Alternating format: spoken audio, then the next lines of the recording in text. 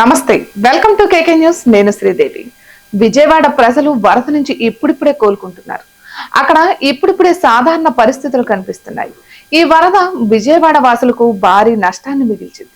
ఇళ్లు, షాపులు, వస్తువులన్నీ నీటిలో మునిగిపోయాయి. కార్లు, బైకులు, ఆటోలు ఇలా వాహనాలు నీట మునగడంతో నగరవాసులు నష్టాల్లో కూరుకుపోయారు.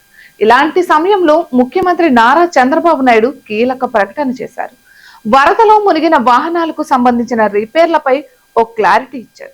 విజయవాడ వరదల్లో మునిగిపోయి దెబ్బతిన్న వాహనాలు, ఇళ్లలో పరికరాల రిపేర్లపై కీలక ప్రకటన చేశారు ముఖ్యమంత్రి. ఈ రిపేర్ల ఖర్చులో కొంత ప్రభుత్వం భరించడంపై ఆలోచన చేస్తున్నామని, 1-2 రోజుల్లో దీనిపై స్పష్టత వస్తుందని చెప్పారు. ఇక విజయవాడలో వరద దెబ్బకు బైక్లు, ఆటోలు, కార్లతో పాటు ఇతర వాహనాలు పెద్ద సంఖ్యలో మునిగిపోయి దెబ్బతిన్నాయని గుర్తు చేశారు. ఈ వాహనాల్లో కొన్నింటికి బీమా ఉందని, ఆథరైజ్డ్ మెకానిక్ల వద్ద రిపేర్ చేస్తేనే బీమా వస్తుందని తెలిపారు.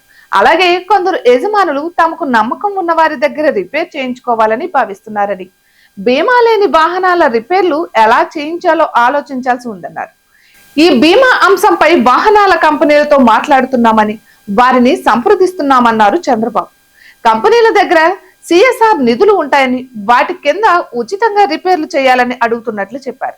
ఒకవేళ తక్కువ ఖర్చు అయితే ప్రభుత్వం తరపున తామే భరిస్తామని, మరీ ఎక్కువైతే కొంత ప్రభుత్వం, కొంత యజమానులు భరించేలా ఆలోచన చేస్తున్నట్లు తెలిపారు.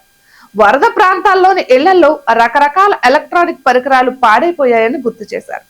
వాటిని ఆయా కంపెనీలకు చెందిన వారే మరమ్మత్తు చేయాల్సి ఉంటుందని, స్పేర్ పార్ట్స్ వాళ్ళ దగ్గరే ఉంటాయని గుర్తు చేశారు. ఆ కంపెనీలతో కూడా మాట్లాడి తక్కువ ఖర్చుతో రిపేర్లు అయ్యే ఆలోచన చేస్తున్నామన్నారు.